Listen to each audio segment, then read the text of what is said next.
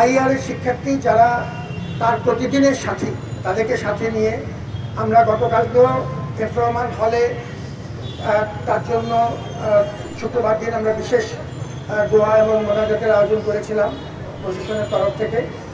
এবং আমাদের শুক্রবার জুমার পরেও আমরা আমাদের সিনেট ভবন মসজিদেও আলাদা করে আমরা তার জন্য আলাদা করে দোয়া প্রার্থনা করেছি। আমরা চাই যে এই বিষয়টি রাজনৈতিক দলাদলির ঊর্ধ্বে উঠে সবাইকে সাথে নিয়ে এই মর্মন্তুদ হত্যাকাণ্ডের বিচার দ্রুততম সময়ে করতে, এবং এই ব্যাপারে আমাদের তরফ থেকে যা করণীয় আমরা করব, আপনার তরফ থেকে যা করে সেটা আপনি করবেন, এবং সবাই মিলে আমরা পুলিশের সহযোগিতা চাই।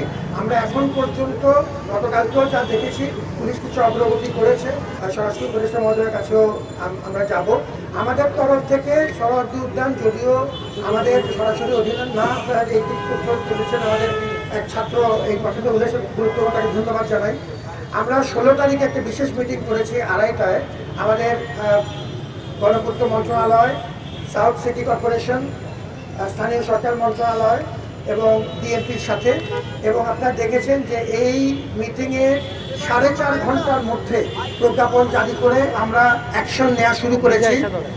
ইতিমধ্যে আমাদের পেছনে রাজ্যের পেছনে যে দেয়াল পার্মানেন্টলি বন্ধ করে দেওয়া হয়েছে, নিয়মিতভাবে রেইডের প্রক্রিয়া শুরু হয়েছে। অলরেডি 2বার রেইড হয়েছে, কিন্তু এর আগেও আমরা রেইড করেছিলাম। এটা করার দায়িত্ব মূলত সিটি কর্পোরেশন এবং আমাদের গণপূর্ত মন্ত্রণালয়ের, তারা সেটি করছে, আমাদের প্রতিনিধি তাতে থাকছে।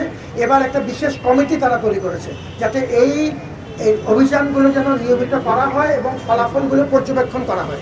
ন্যায় বিচারের স্বার্থে আমাদের ঐক্যবদ্ধ সংহতি প্রয়োজন, এবং সেটি আমরা ইনশাআল্লাহ আল্লাহর রহমতে অর্জন করে ছাড়বো।